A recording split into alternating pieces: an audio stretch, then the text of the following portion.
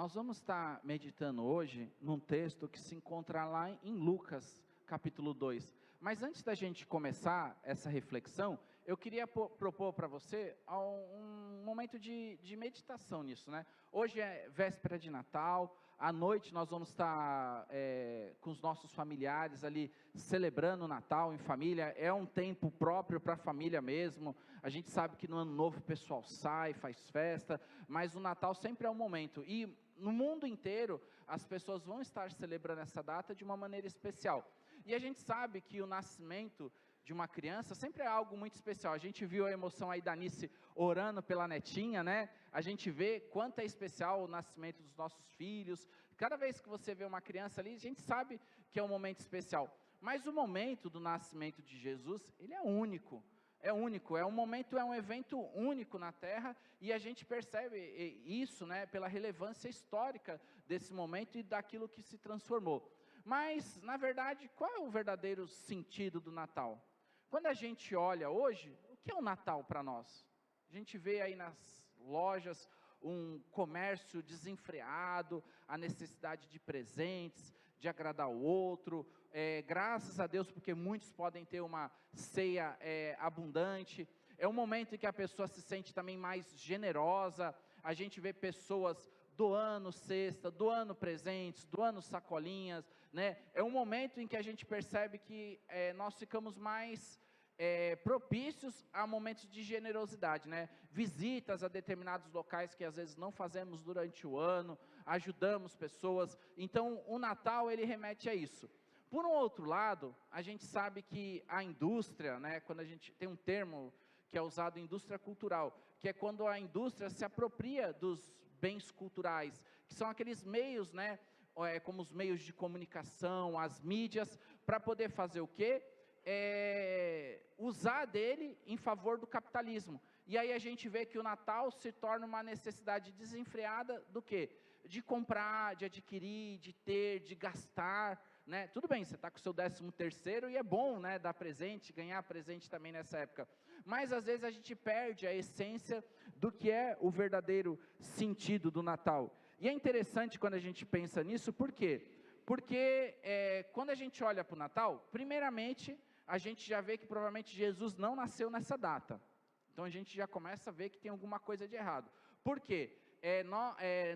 Na região onde Jesus está, essa época de dezembro é uma época de muito frio, né? Lá é inverno. E a gente sabe pelas histórias bíblicas que os pastores pastoreavam à noite. E por ser um lugar muito frio, provavelmente os animais não estariam, mas estariam guardados em algum lugar, né? Não seria uma prática numa noite de inverno você sair para pastorear os seus animais. Então provavelmente Jesus não deve ter nascido dia 25 de dezembro. Essa data, né, ela foi escolhida para substituir um feriado pagão que se tinha na época, né, e aí se relembrou, né? Nós não temos, Lucas não descreve lá a data própria, né? Existem várias conjecturas, mas a gente sabe que não é nesse período de inverno lá da região. Novembro, dezembro, janeiro é região de frio naquela região, então provavelmente não foi nessa época, mas provavelmente pode ter sido março, abril, maio, ou até mesmo junho, que são climas mais amenos, e porque seria mais fácil fazer a viagem que eles tiveram que fazer a Belém. Mas isso é só questão de conhecimento, isso não é verdade. O que é interessante na palavra de Deus, que a gente pode aprender sobre o nascimento de Jesus? Primeiro a gente vai fazer um olhar sobre os evangelhos. Marcos, ele não se preocupa em falar sobre o nascimento de Jesus. Por quê? Marcos escreveu o seu evangelho aos gentios, e ele já inicia esse evangelho falando o quê? De Jesus e o início do seu ministério com João Batista. João também não tem essa preocupação. Ele começa falando sobre um Cristo que ele era o quê? Pré-existente. Era um Cristo que já existia. Então, no princípio era o Verbo estava com Deus e o Verbo era Deus, né?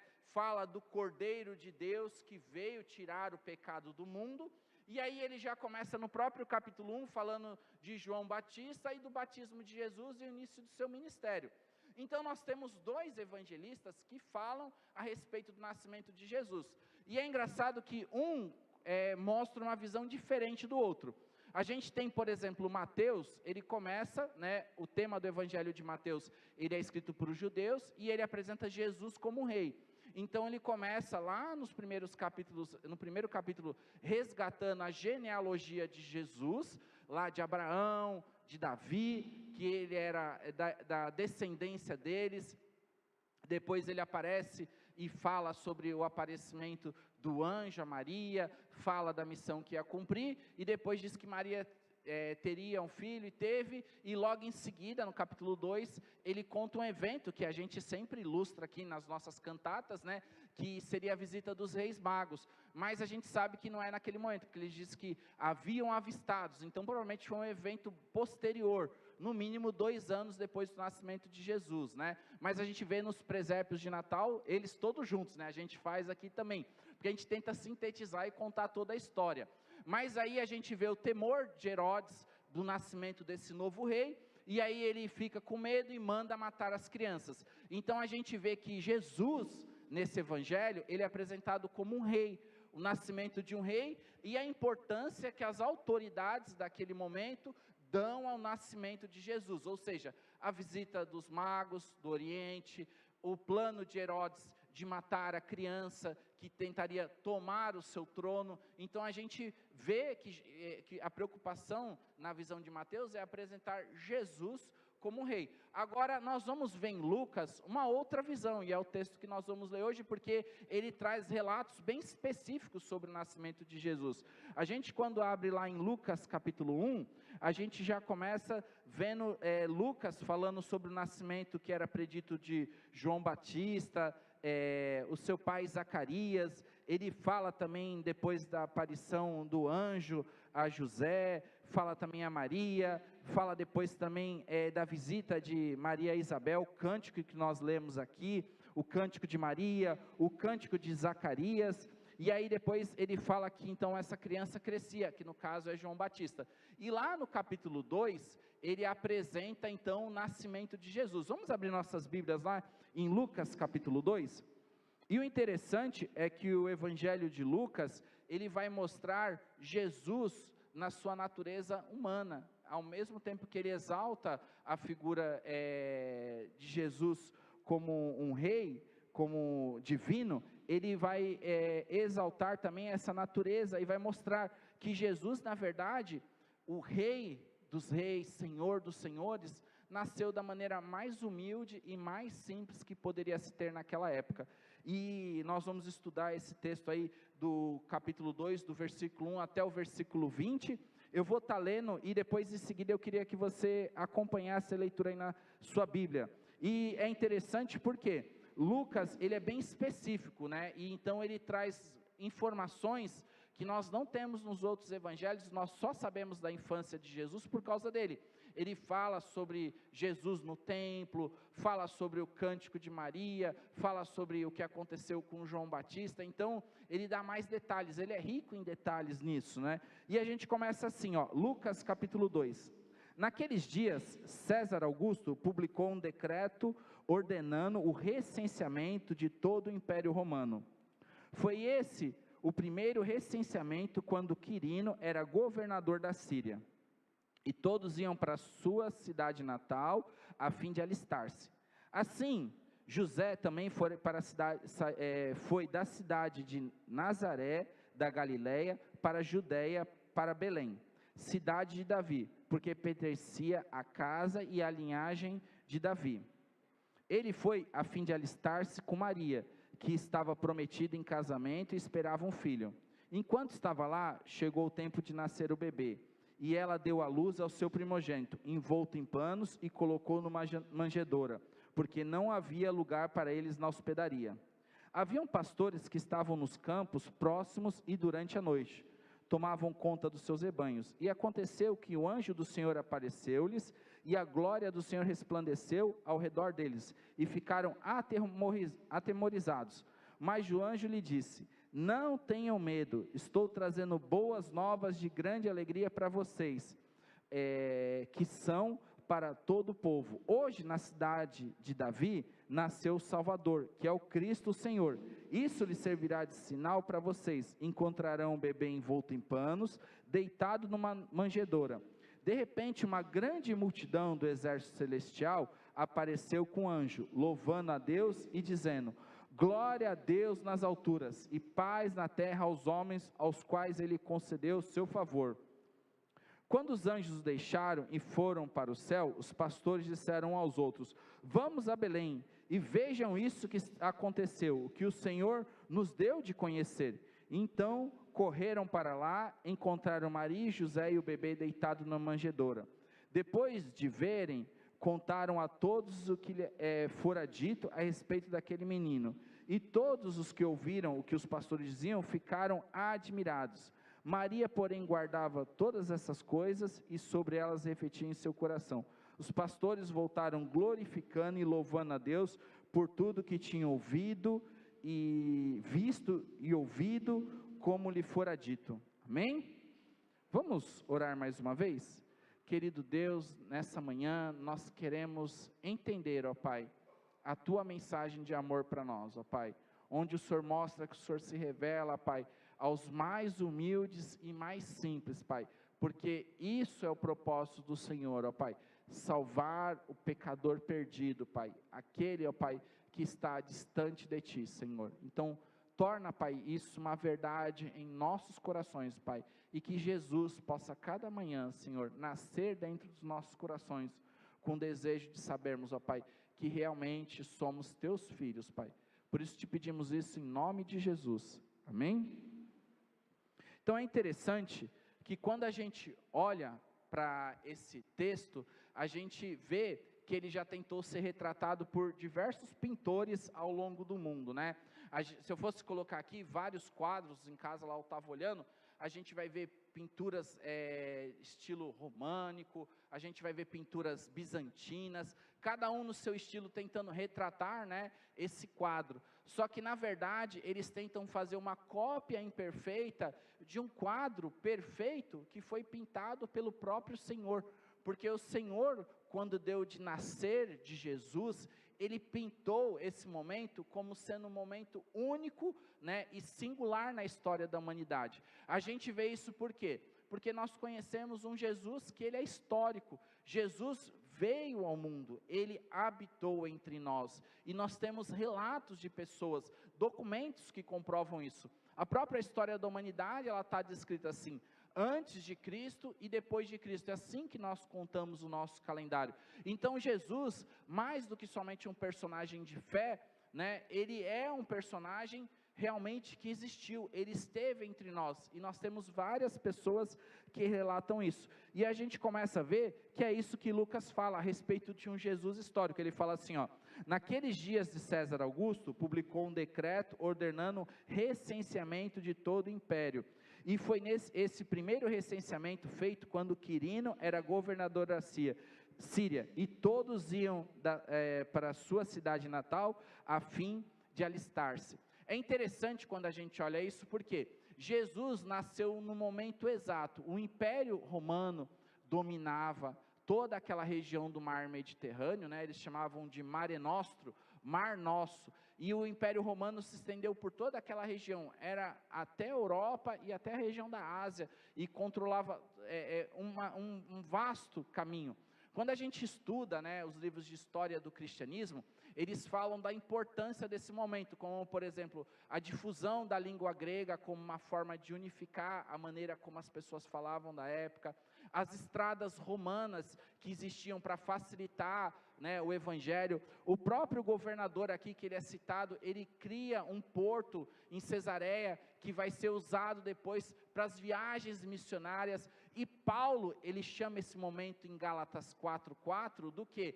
Da plenitude dos tempos, ou seja, no momento exato que Deus tinha um plano, aquele plano se concretizou. Deus olhou para a história do mundo e Ele ia conduzir nessa história até o momento em que Ele trouxe o nascimento de Jesus, no exato momento.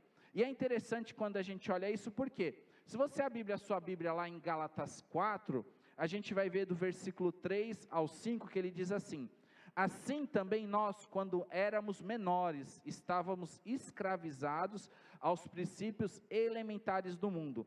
Mas quando chegou a plenitude do tempo, Deus enviou seu Filho, nascido de mulher, nascido debaixo da lei, a fim de redimir os que estavam sobre a lei, para que recebêssemos a adoção como filhos. É interessante quando a gente olha esse texto, por quê?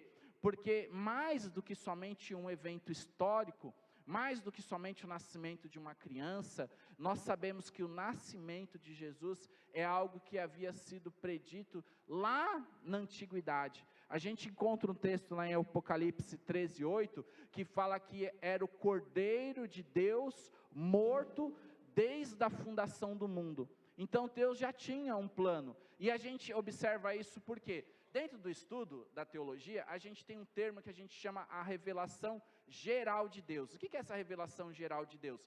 É aquela revelação que Deus faz à humanidade. Então, a criação, ela contempla e ela fala a respeito da presença do Senhor no mundo. A gente tem o Salmo 119, por exemplo. Salmo 119, do 1 ao 4, ele fala assim, ó: os céus declaram a glória de Deus, o firmamento proclama a obra das suas mãos. Um dia fala disso a outro dia, uma noite o revela a outra noite. Sem discurso, sem palavras, não se ouve a sua voz, mas a sua voz ressoa por toda a terra, e as suas palavras até o confim do mundo, até os confins do mundo. Nos céus ele armou a sua tenda para o sol. A gente percebe que antes do nascimento de Jesus, Deus já se revelava ao homem. Se revelava de que maneira? Através da criação, através dos fatos, das estações do ano, de tudo aquilo que ele ia proporcionando, que a natureza demonstrasse a grandeza de um Criador. E isso é essa revelação. Ontem, a Vanessa, junto com os irmãos aqui do ministério, foram fazer visita lá na aldeia de Paranapuã, e foi interessante que a vez estava contando que estava conversando com a moça, que ela é professora lá da aldeia e também é indígena, e ela contando lá de que, olha, o Deus em que eu creio é o mesmo Deus que mandou Jesus. Então ela estava tentando fazer, uma forma de explicar, mas na verdade o que a gente percebe é que na verdade todo mundo entende que existe, um Deus superior, um Deus que existe de alguma maneira. Isso é algo geral que todo mundo sabe. Só que quando Deus manda Jesus, agora nós temos uma revelação especial. O que é essa revelação especial? É o próprio nascimento de Jesus. É aquele Cordeiro de Deus que tira o pecado do mundo. É aquele que veio, que morreu por mim e por você. E a obra que ele vai realizar. Então, a gente sabe que o homem é pecador, que o homem caiu. E aí esse homem precisava de quem? De alguém que se oferecesse como sacrifício. As leis do Antigo Testamento apontavam para Jesus. Então Jesus entra no Santo dos Santos, como diz o autor de Hebreus, e ali ele se oferece, como sacrifício único, perpétuo, por toda a humanidade. E esse plano, ele havia sido criado lá no início da criação do mundo, quando o homem ainda haveria de cair.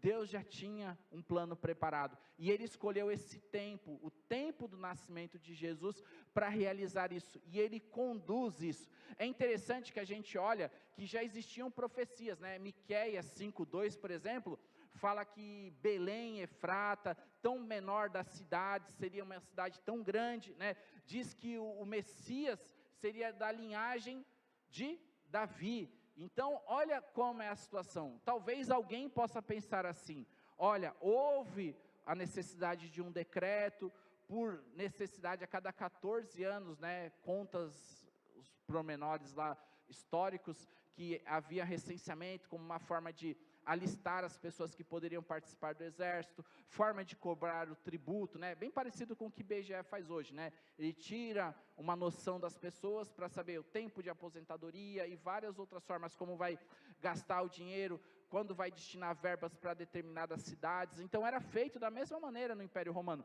Então a gente pode pensar que um homem tentou conduzir um censo e através de situações inoportunas, acabou, levando Maria a ganhar, mas não era isso. Lá nos planos do Senhor, ele já havia descrito que Jesus teria que nascer naquele local.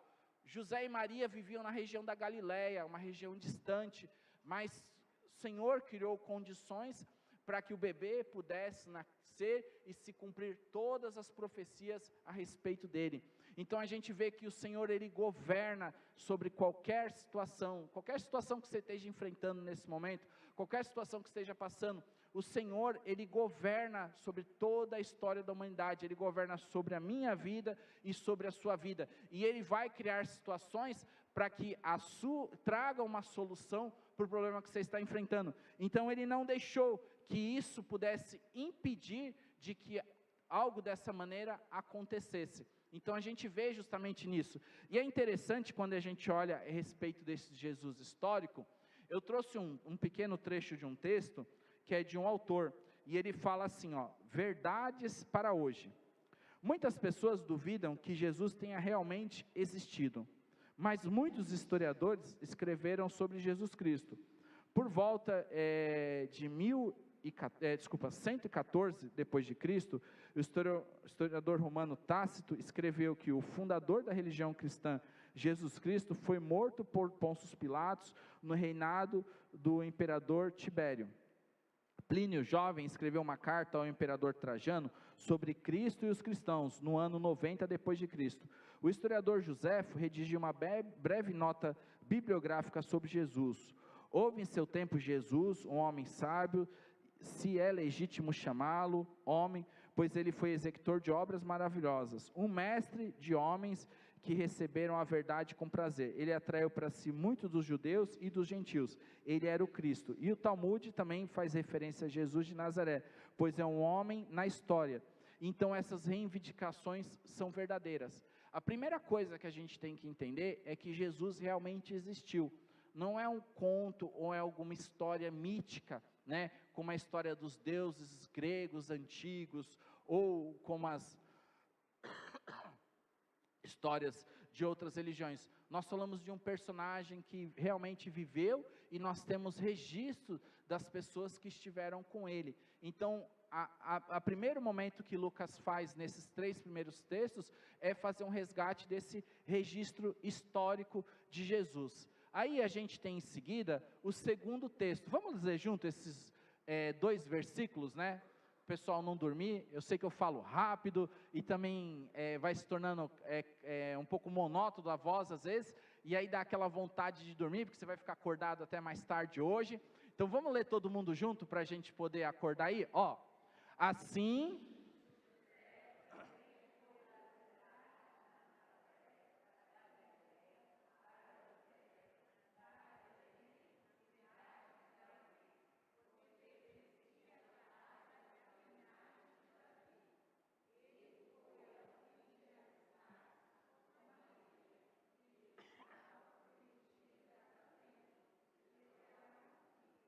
Isso mesmo. Então a gente já viu primeira cena do nosso quadro, né, do Natal. A gente viu que realmente é uma cena histórica e de alguém que realmente existiu, o nascimento de Jesus. Agora a gente vai ver a segunda cena desse quadro, que é a viagem. Imagina que interessante, olha como que era bem fácil, pessoal. Era uma viagem de mais ou menos 120 quilômetros, né, da cidade da Galileia para Belém. Lá do lado está um pouquinho do que seria essa viagem, vocês estão vendo aí o terreno, né, árido ali, e o mapa na lateral você vê lá, o pontinho amarelo é a Galileia, a parte de baixo é Belém, e o vermelho, né, aí você pergunta, Marcelo, não aprendeu em matemática que a menor distância entre 2 pontos é uma linha reta?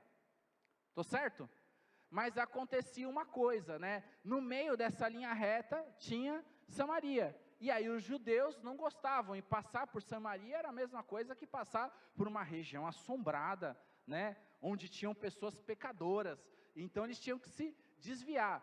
E aí as nossas irmãs que já foram mães, me contem, qual seria a sua experiência dessa viagem? Imagina, você, 9 meses, precisando parar a cada mais ou menos 1 hora, meninas, quem já foi mãe?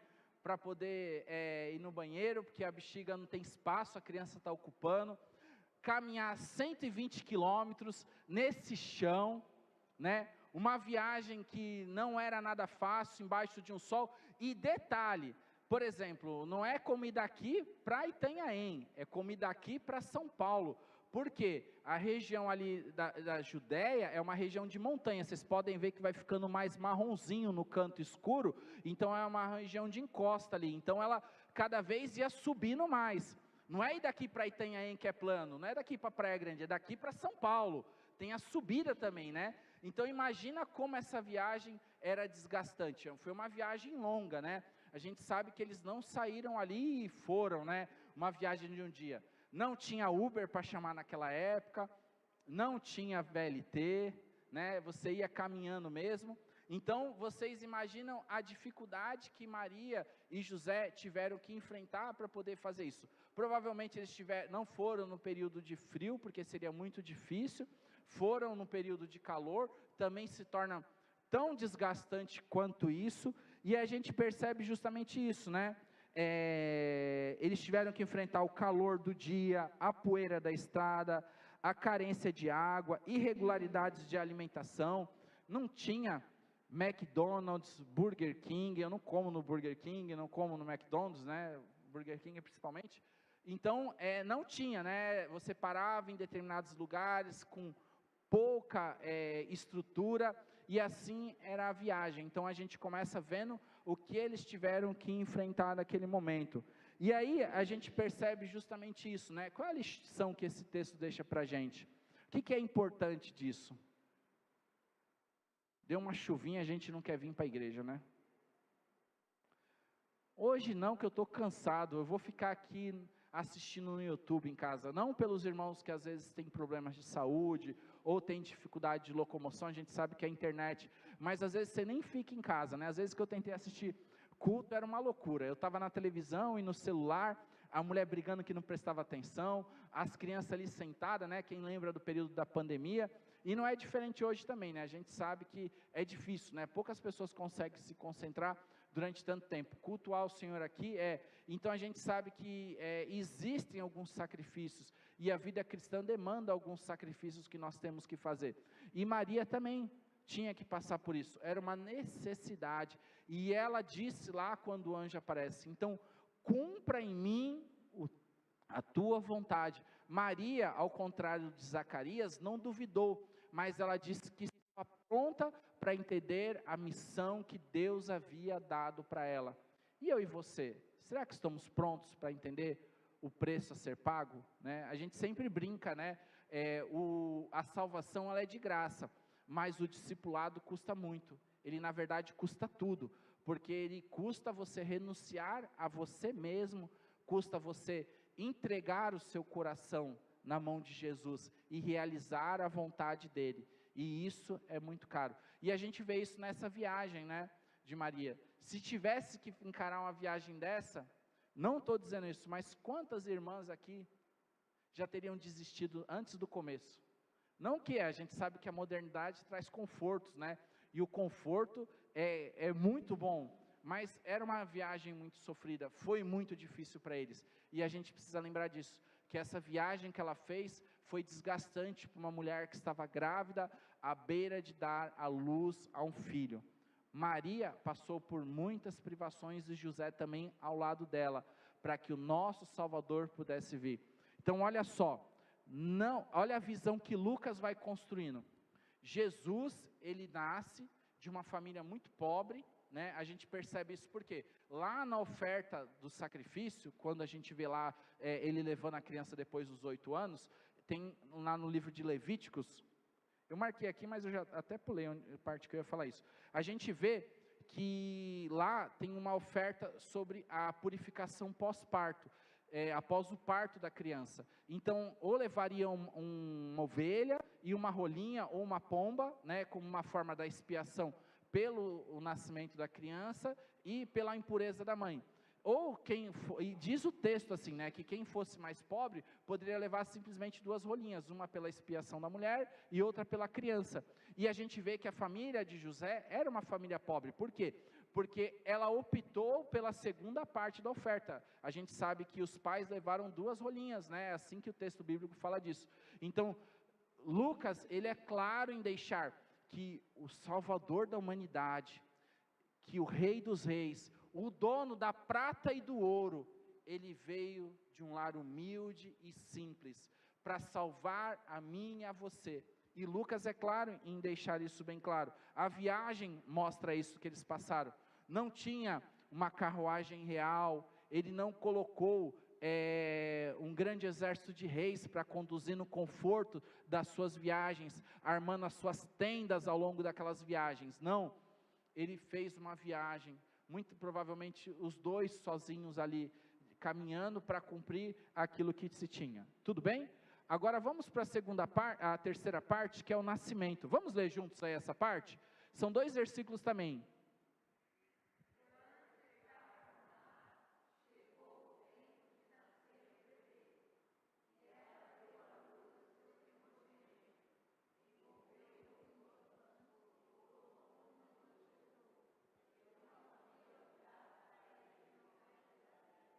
Isso mesmo, ó. Agora a gente tem um outro momento do quadro. Então a gente viu que Jesus é um personagem histórico, nós vimos a dificuldade e a situação de José e Maria na viagem que eles fizeram, e aí eles chegam então na região de Belém, e aí eles se deparam que não tinha lugar, não tinha aonde o Rei dos Reis e Senhor dos Senhores nascer. Ele não tinha, e isso já mostra o que esperaria. A própria palavra de Deus diz que ele veio para os seus, mas os seus o quê? Não receberam. Então olha só, as portas estavam fechadas para o nascimento de Jesus. Não tinha lugar onde eles pudessem, os lugares estavam cheios, as pessoas estavam ocupadas, como muitos de nós hoje fazemos. Como é que nós passamos o Natal às vezes? Eu estou lá em casa esperando para chegar, para colocar as coisas para assar, e a gente deixa passar o quê? O principal. O que é o principal? É Jesus. A gente se esquece dele, a gente lembra do que tem de bom para comer, lembra dos presentes. Lá na família da minha esposa, tem o hábito do pessoal, alguém se vestir de Papai Noel, se abrir lá os presentes lá e fazer aquilo, mas a gente às vezes se esquece do principal. E quem é o principal? É Jesus, e às vezes nós não damos lugar para ele. E nós fazemos como essa população de Belém, né? O rei estava prestes a nascer, mas ninguém tinha tempo para ele. É isso que o texto fala. E é interessante que Lucas, se você olhar na sua Bíblia aí, 3 vezes aparece a palavra manjedoura. O que é a manjedoura, pessoal? A gente vê os preserpinhos lá com aquela casinha de madeira. A gente vê aqui também, né, representando aqui o bebezinho que vai nascer de madeira, né? Mas como que era a manjedoura naquela época? Era um coxo que os animais se alimentavam, e muitos não eram feitos de madeira, na verdade. Essa é uma manjedoura, né? Tem várias encontradas em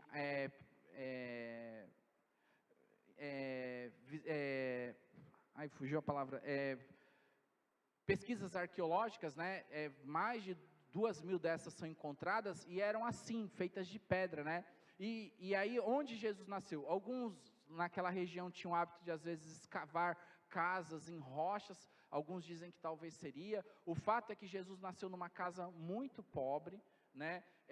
Uma casa, por exemplo, que como ela era muito pequena, uma parte da acomodação da casa às vezes era usada para guardar os animais. Então, como não era momento de frio, os animais provavelmente deveriam estar do lado de fora da casa, e cedeu-se aquele espaço, né, onde os animais se alimentavam, onde os animais eram guardados, né, um cômodo. Às vezes a casa tinha 2 cômodos na antiguidade, naquele período, e aí um daqueles cômodos era usado. E aí então Maria, provavelmente sozinha, por quê? Porque diz que ela envolveu a criança, e as irmãs que já tiveram filhos sabem a dificuldade de ganhar, né?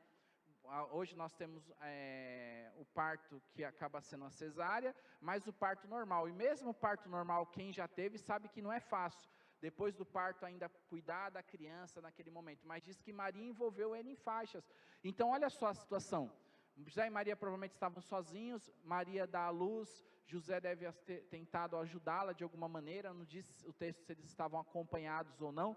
Ela vai, enrola a criança, coloca um pouco de feno e deita ali, né, o Rei dos Reis e Senhor dos Senhores.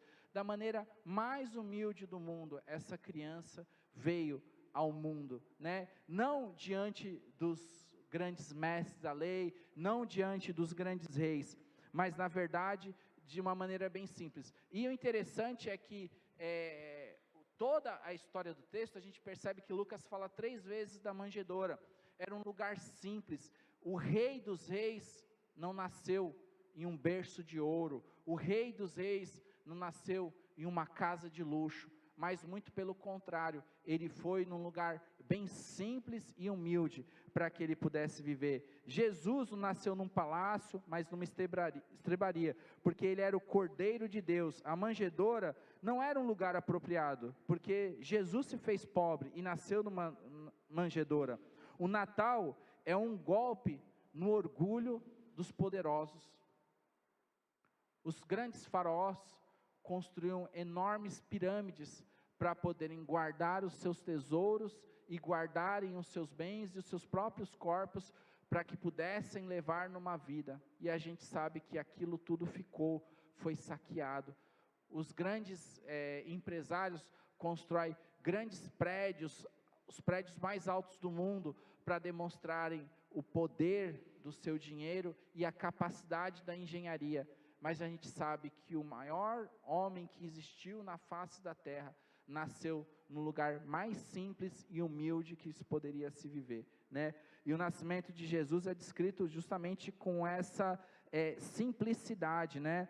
E aí a gente percebe justamente isso, que Maria não tinha muito, e Lucas deixa claro que Jesus veio ao mundo dentro de condições muito humildes. Seus pais eram pobres, né? Como eu falei lá em Levíticos capítulo 12, que fala sobre a situação da purificação pós ao parto, né? E o rei dos reis, ele nasceu cheio de privações, cheio de limitações, mas isso em momento algum impediu que ele pudesse cumprir a sua missão. Então olha só, a gente tem agora a terceira cena do quadro, um Jesus que realmente veio ao mundo. A gente vê agora um Jesus de uma viagem muito sofrida, nascendo num lugar muito simples e simplório, né? Mostrando a simplicidade para aquilo que ele veio. E aí a gente tem uma lição muito importante em Filipenses, né?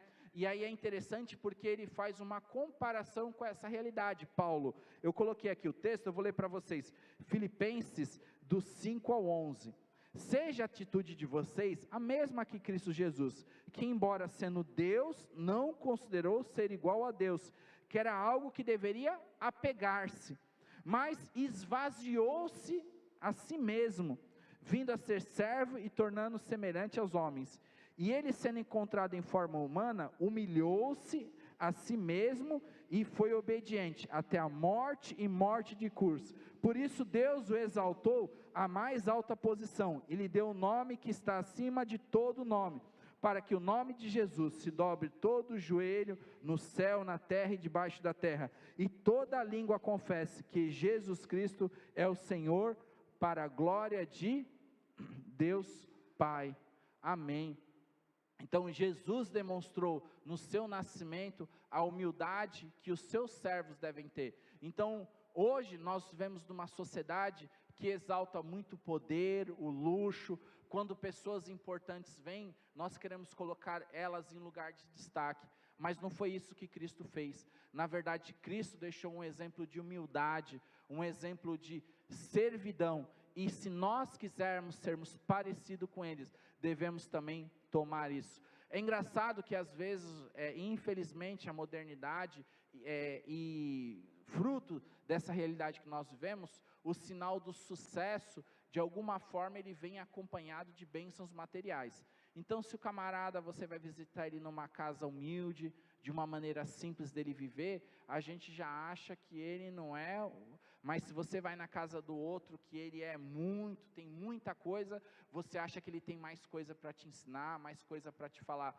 Mas não foi assim. Jesus nasceu e Deus escolheu uma família humilde, simples, para poder criá-lo e ensinar a humanidade de que ele veio para os pobres e pecadores, e os ricos e os poderosos, né? Ele mesmo conta a parábola, é mais fácil que um camelo passar, né, pelo fio de uma agulha, né, do que o quê?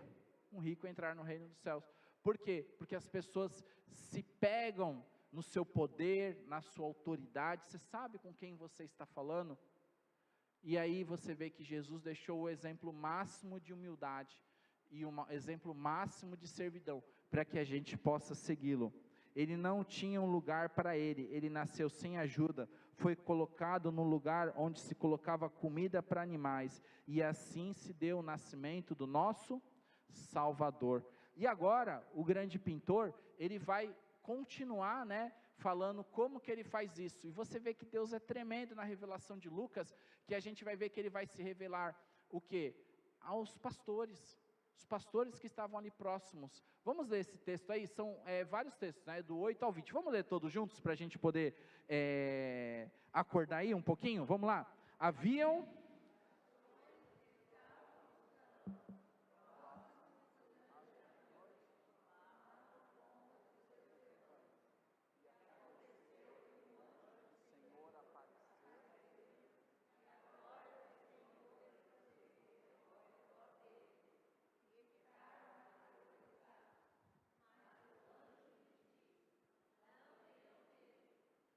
Estou trazendo os novos.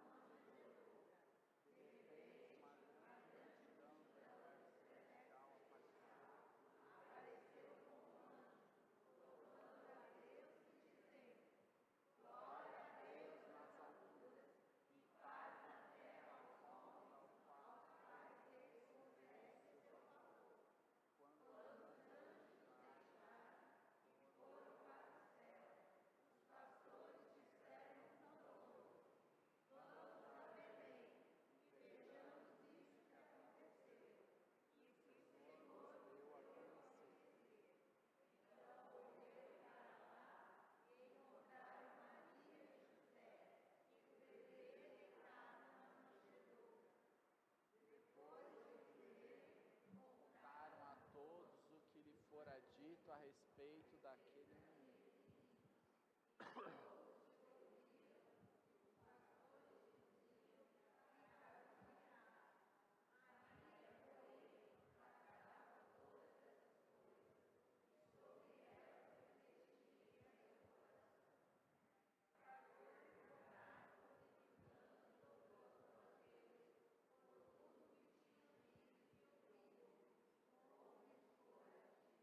Amém. Então a gente tem aí a última cena desse quadro, que é pintado, aonde não tinha ninguém para que pudesse contemplar o nascimento de Jesus, não tinha ninguém que pudesse ali vê-lo, então o anjo se levanta e vai olhar ao redor, e quem ele encontra? Os pastores, pastoreando ovelhas à noite.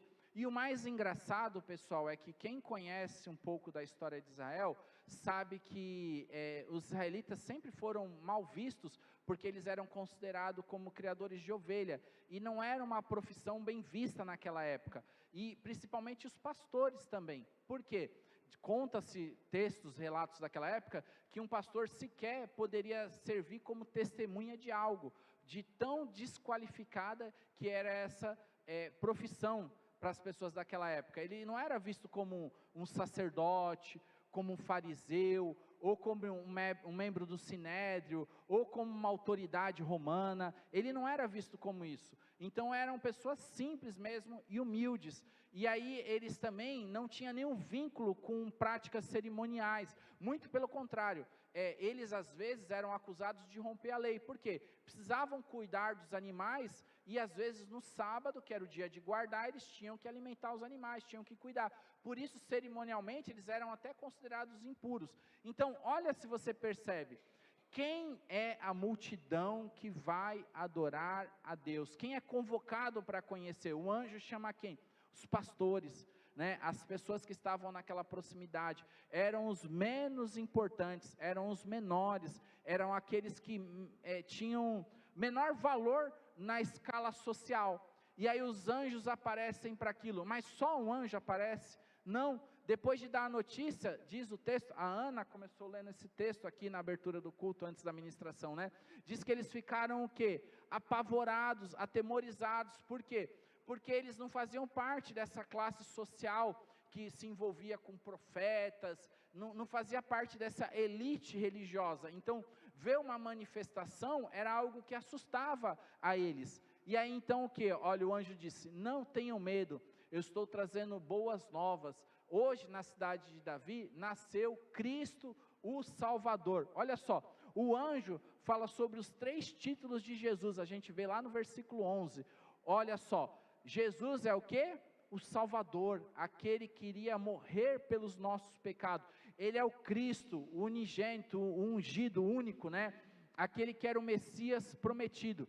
E ele é o Senhor, é o Quirons, é aquele que é rei, aquele que ocupa o lugar de Deus como Javé. Então os 3 títulos de Jesus, o anjo declara para eles, olha, a criança que está nascendo, é aquela que vai salvar vocês dos seus pecados, é aquela que era o Messias esperado, e ele é o próprio Deus encarnado. Então a gente vê isso, que ele revela a pessoas simples e humildes, o nascimento de Jesus. E não somente isso, mas um quadro mais belo ainda é pintado. Por quê? Porque de repente do alto surge o quê? Um grande exército celestial. E esse exército fazia o quê, pessoal? Adorava ao Senhor, cantando, glória a Deus nas alturas, e paz na terra aos homens, a quem Ele concede bem.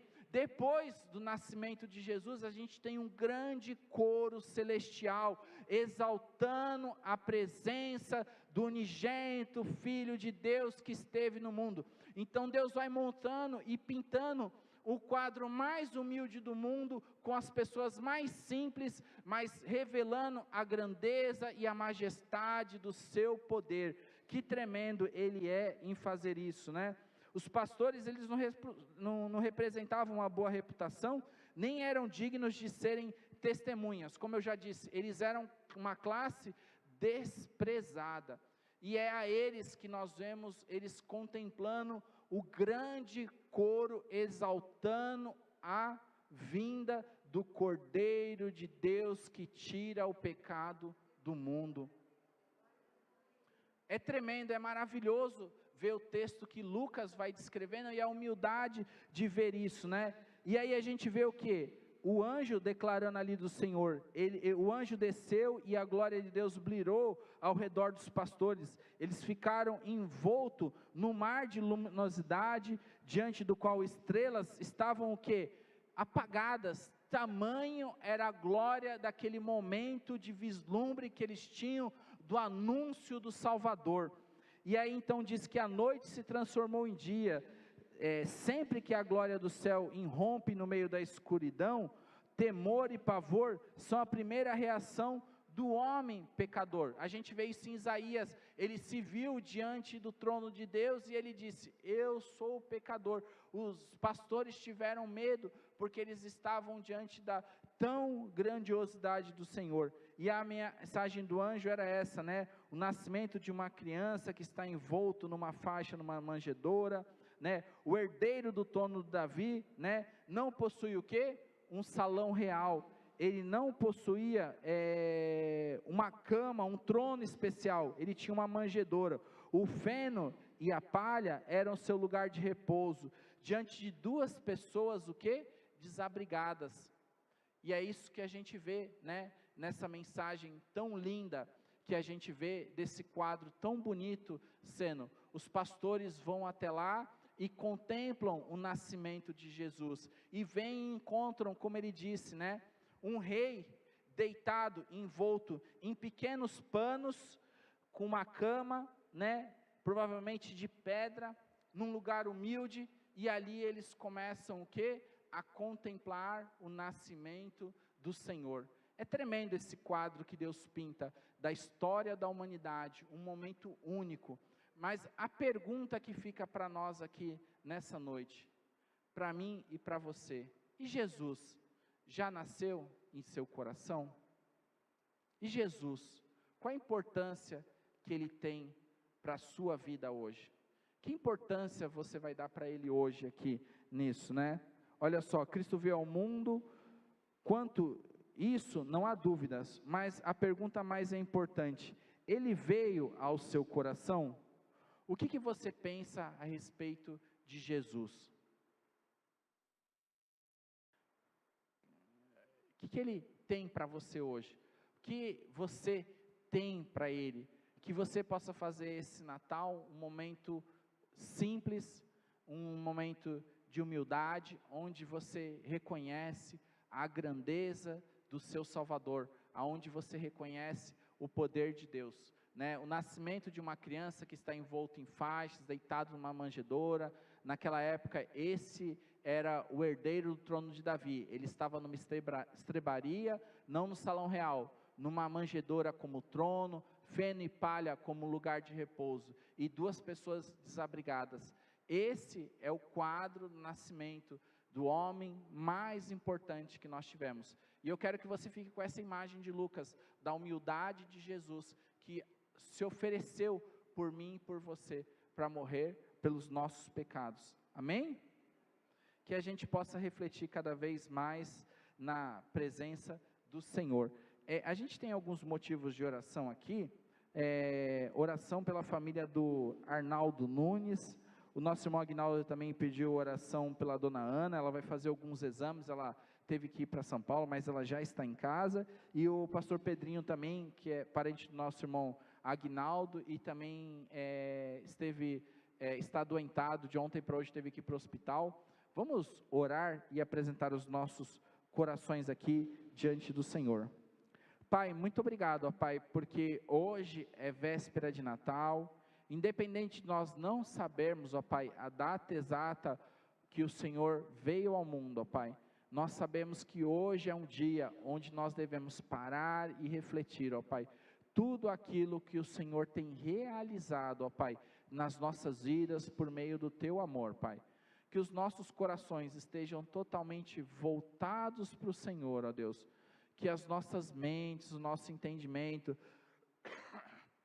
esteja verdadeiramente, ó Pai, desejosos, ó Deus, de entregar o nosso coração nas Tuas mãos, para que o Senhor venha cuidar das nossas vidas, das nossas famílias, cuidar dos nossos familiares, Pai. Essa noite de Natal, Pai, onde nós teremos a reunião ali de vários familiares, alguns que Te conhecem, outros que não Te reconhecem, Pai, que nós tenhamos a oportunidade, Pai, de lembrar essas pessoas, ó Pai, da missão tão simples e humilde que o Senhor se fez, ó Pai, de que é se oferecer como cordeiro imaculado, ó Deus, sem mácula, Pai, sem pecado algum, Senhor, por mim que sou pecador, ó Pai, e que eles tenham a oportunidade de ver o Senhor nascer dentro do coração deles, ó Pai, através da presença do Teu Espírito Santo, Pai, e que nesse Natal, nessa noite, Pai, nós possamos relembrar tudo isso em família, Pai, e celebrarmos ao Senhor, Pai, exaltarmos ao Senhor, ó Pai.